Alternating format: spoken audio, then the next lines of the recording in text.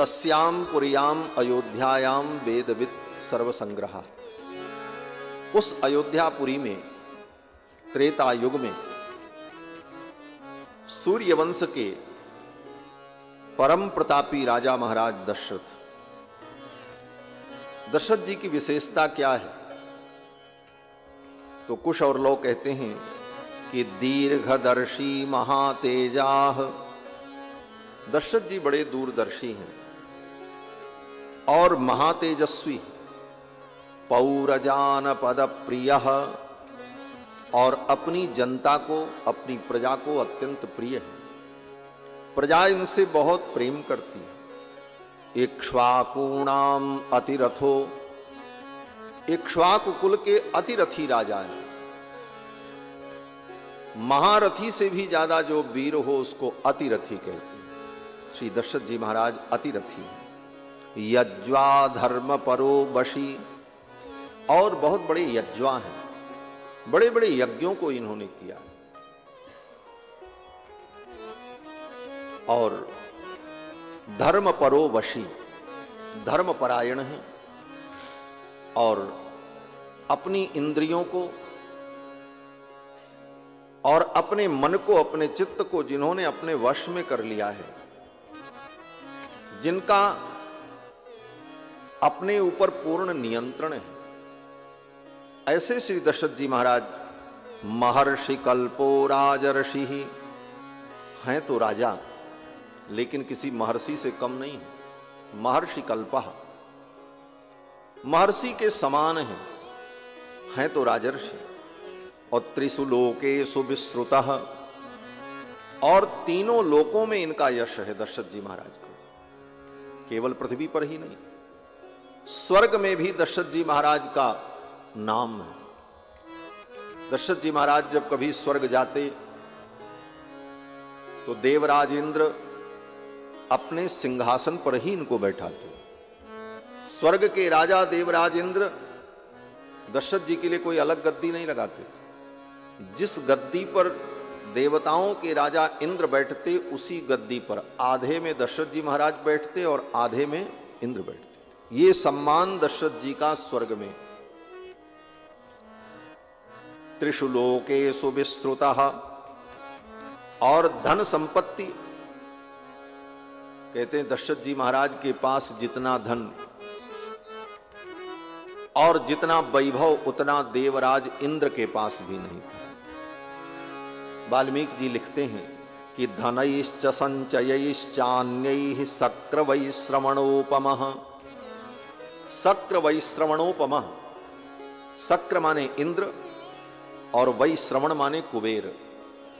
इंद्र और कुबेर के पास जितनी संपत्ति है उससे ज्यादा संपत्ति श्री दशरथ जी के पास।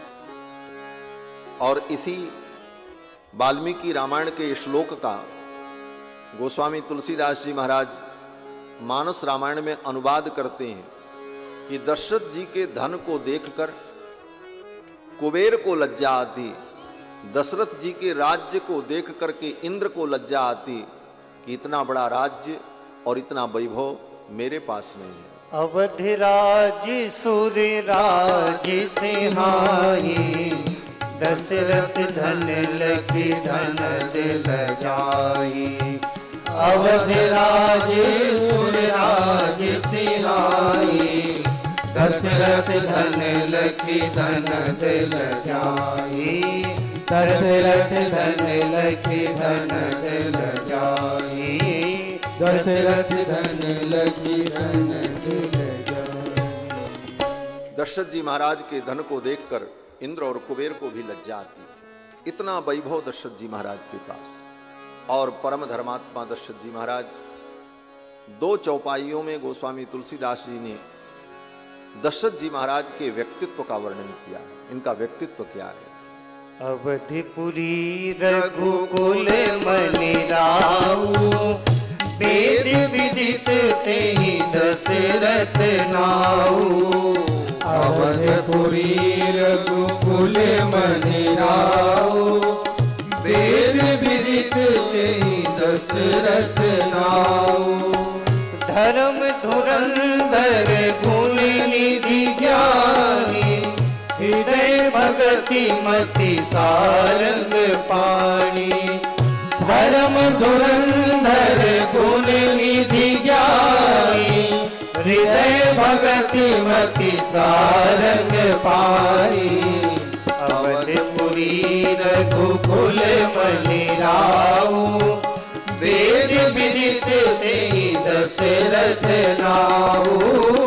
वेद विदित तेहि दशरथ नाऊ, वेद विदित तेहि दशरथ नाऊ।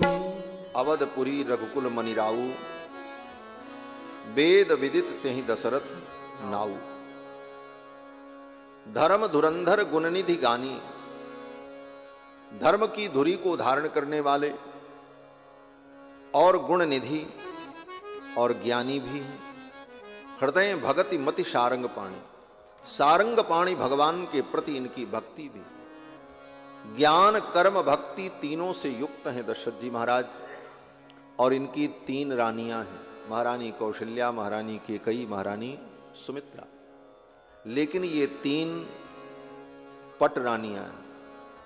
इसके अलावा दशरथ जी की 350 रानियां हैं। ये 3 तो पट रानियां हैं। और पद्म पुराण के अनुसार दशरथ जी महाराज की 700 रानियां हैं, ऐसा भी वर्णन। ये रामावतार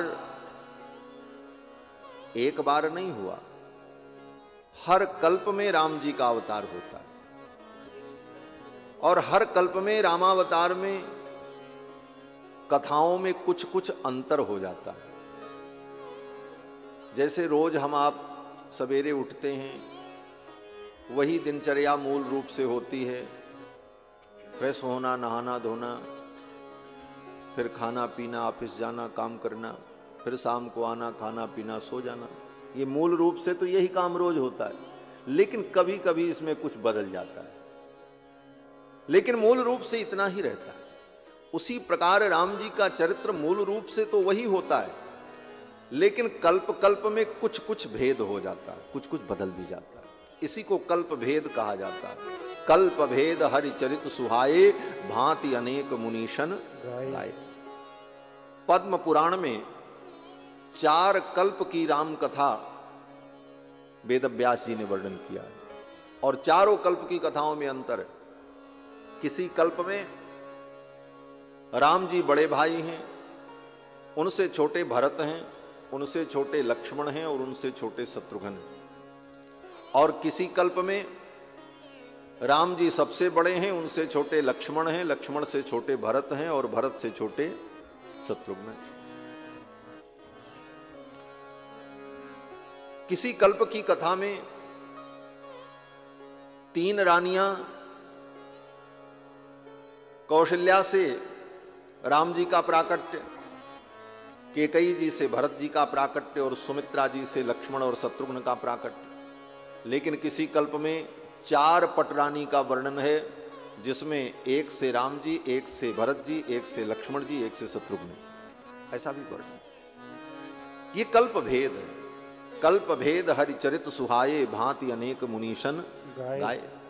अलग अलग कल्पों में अलग अलग प्रकार से भगवान का चरित्र होता है और भक्त जन उसे गा करके अपने मन को, चित्त को भगवान में लगाते हैं। तो किसी कल्प में ऐसी भी कथा है पद्म पुराण में कि दशरथ जी महाराज की 700 रानियां थी। और इस कथा को लेकर के मिथिला के लोग राम जी को बड़ा व्यंग वचन भी सुनाते हैं, क्योंकि मिथिला में राम जी की ससुराल है और ससुराल वाले तो दूल्हा को गाली भी देते हैं। वो मिथिला की गाली बड़ी प्यारी होती महाराज, राम जी को भी अच्छी लगती। तो मिथिला में जब राम जी गए ब्याह के लिए तो सखियों ने कहा, सजनी बर में बड़बड़ बात। वहां की भाषा है ये, जो पूर्वी भाषा जिसको हम लोग भोजपुरी कहते हैं, उससे और आगे जाओ तो मैथिली भाषा शुरू होती। मिथिला की भाषा बड़ी प्यारी भाषा है, लेकिन बड़ी कठिन है थोड़ी।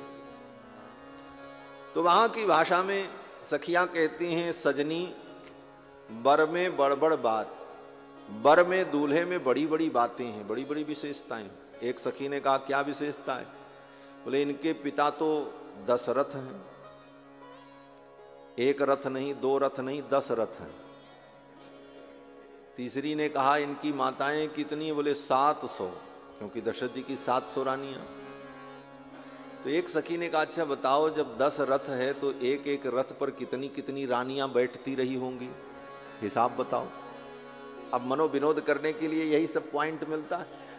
तो मिथिला की सखी ने कहा अरे ये कौन सी बड़ी बात है, ये तो सीधा सीधा हिसाब है। बोले क्या हिसाब? बोले 70-70 का हिसाब हो जाएगा। एक के ऊपर 70-70 होए बड़ो उत्पात, सजनी बड़ में बड़बड़ बात। इस बर में कितनी विशेषता है।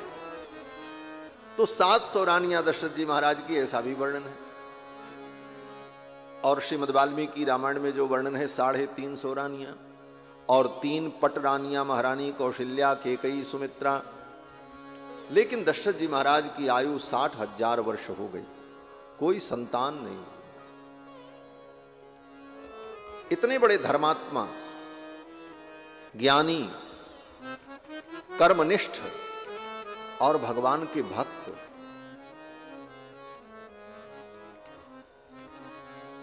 जिनके कुल में भगवान रंगनाथ की आराधना पीढ़ियों से चली आई। यहीं दक्षिण में तमिलनाडु में इसी प्रांत में, यहां से 300-400 किलोमीटर की दूरी पर श्री रंगनाथ धाम है, जहां श्री रंगनाथ भगवान विराजते हैं। वे रंगनाथ भगवान अयोध्या के कुल देवता हैं। ब्रह्मा जी ने वो मूर्ति मंदिर के सहित, मूर्ति केवल नहीं, जिस मंदिर में भगवान विराजमान हैं उस गर्भगृह के सहित उस मंदिर को प्रणव विमान के सहित ब्रह्मा जी ने इक्ष्वाकु मनु को दिया था।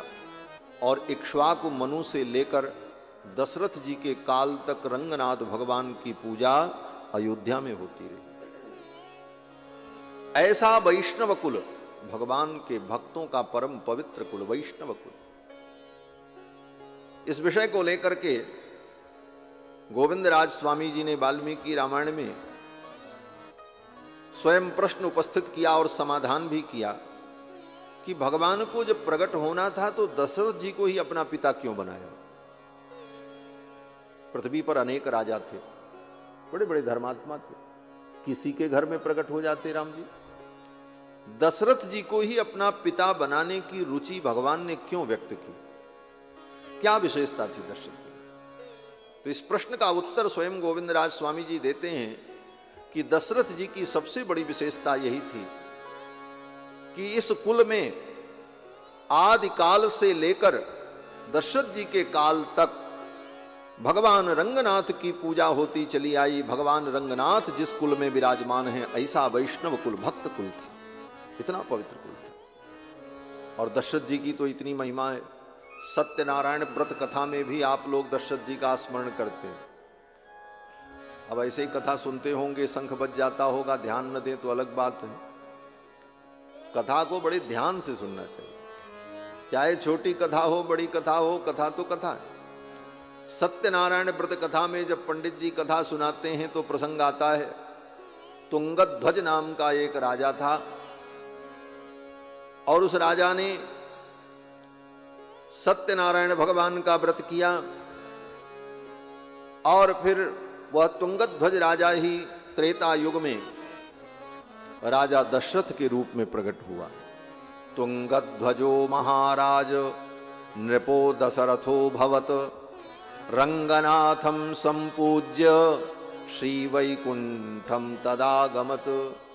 तुंगध्वज नाम के राजा ही दशरथ के रूप में प्रकट हुए, जिन्होंने वैकुंठनाथ भगवान की पूजा की, रंगनाथ भगवान की उपासना की और फिर वैकुंठ धाम को प्राप्त किया। तो रंगनाथ भगवान की पूजा जिस कुल में आदिकाल से चली आई, ऐसे कुल में भगवान प्रकट होने का संकल्प करते हैं। तो दशरथ जी महाराज इतने बड़े धर्मात्मा, भगवान के परम भक्त, लेकिन सब कुछ होते हुए